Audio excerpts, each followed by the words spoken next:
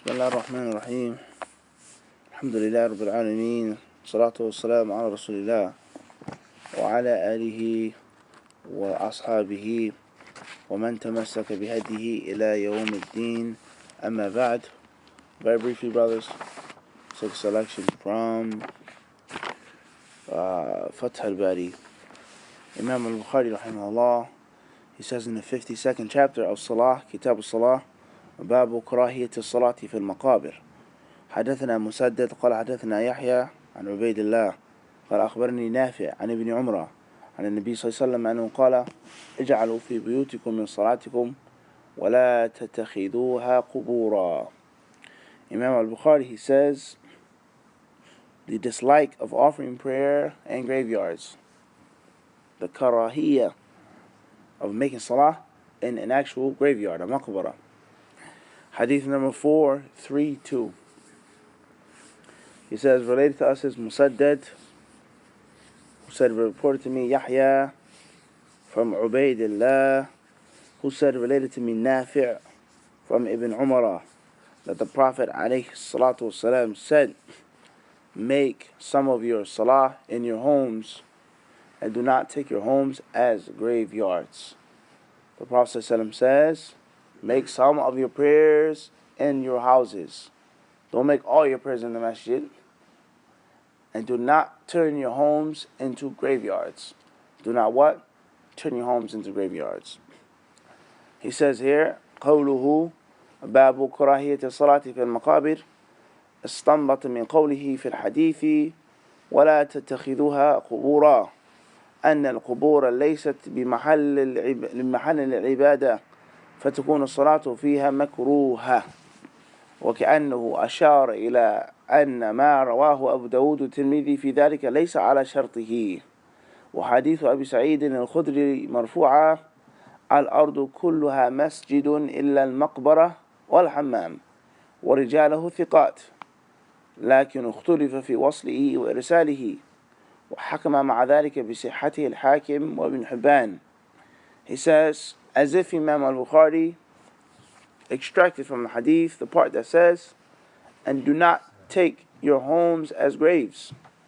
As if he extracted and deduced from this part of the hadith that the graveyard is not a place of ibadah. As the graveyard isn't a place of ibadah. So therefore, offering this specific ibadah in the graveyard will be makruha, will be disliked. Regardless whether it's haram, according to Imam al-Bukhari, or whether it's the common understanding of makruh, just disliked but not haram. And that's not necessarily the case with the earlier ulama, especially of the ulama of hadith. They may say makruh, karahiyah, and they mean that something is muharram, something is haram. Because if Allah makes something unlawful, He also dislikes it as well. Everybody understand this?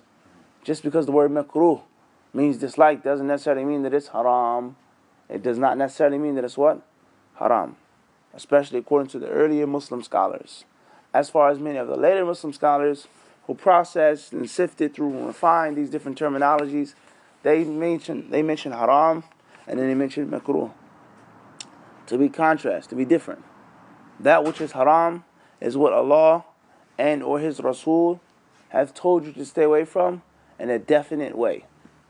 Nahyan jaziman, in a definite way. Ala wajhi al-qata'. And there's sin in doing it, and there's a reward in not doing it with the intention. As far as makruh, then it's something that Allah subhanahu wa ta'ala and or His Messenger sallallahu alaihi wasallam told you not to do, not in a definite way. Avoid it, but not in a what? A serious way. And if you do that act, there's no sin. And if you avoid that act with the intention of avoiding it religiously, then there is ibadah, there's ajr. Makruh and haram. But the earlier scholars of hadith and the scholars of fiqh, they always didn't say this. They always didn't have this understanding of makruh. Many of them said makruh and they meant by it haram.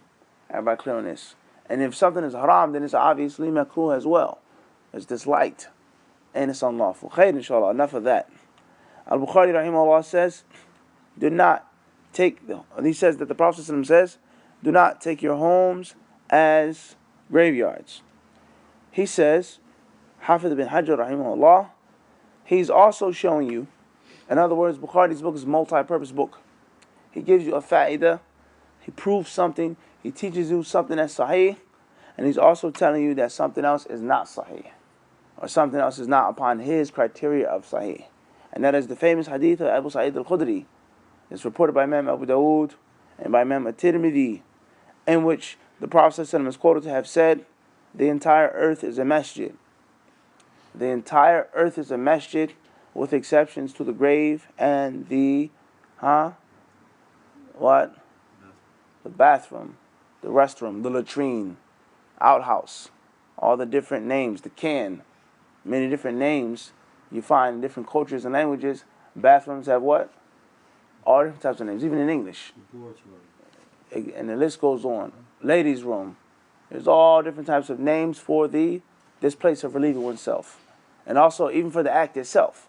Using the bathroom, answering the call of nature, I gotta do this, gotta do that, gotta do this, gotta do that. It's interesting. It's interesting. Al-Muhim, the hadith states that the entire earth is a masjid, except for the grave and except for the hammam. And this hadith, its chain of reporters, they're strong. However, there is some discrepancy with regards to, is it mursal or is it mawsul? Did the tabi'i narrate from a sahabi, from the Prophet? Did the tabi'i narrate from Abu Sa'id, from the Rasul? Or did the tabi'i say something and then said the Rasul said something, and it's a missing link? Is it just a companion or someone else? So they differ on whether this hadith is sahih or whether this hadith is ma'lul, mursal, da'if, ghayr thabit. The people of hadith, they differ over this hadith being authentic or not, let alone being upon the condition of Imam al-Bukhari. So we see that al-Bukhari, he mentions something to prove something, and he also mentions a thing to show you something else. As we said on Sunday in Beacon, the technicality of the book of Imam al-Bukhari. So everybody reads Sahih Bukhari. A layman Muslim, the beginner, the studious layman Muslim, the intermediate student of knowledge, the scholar of fiqh, the scholar of tafsir, the scholar of hadith, and everybody is going to take something from it. But not everybody's going to get the same from Sahih Bukhari. You may just read the book and say, alhamdulillah, don't pray in the graveyards, khalas. But someone else reads the book, he reads the explanation, and he says, al-Bukhari is also proving and criticizing at the same time. He's proving something, he's also what? Criticizing at the same time. So Sahih Bukhari is a multi-task book. Is a what? Is a multi-task book. It is a long argument and discussion on this issue, over a page long. We'll stop once the first says with that. Wallahu ta'ala alam.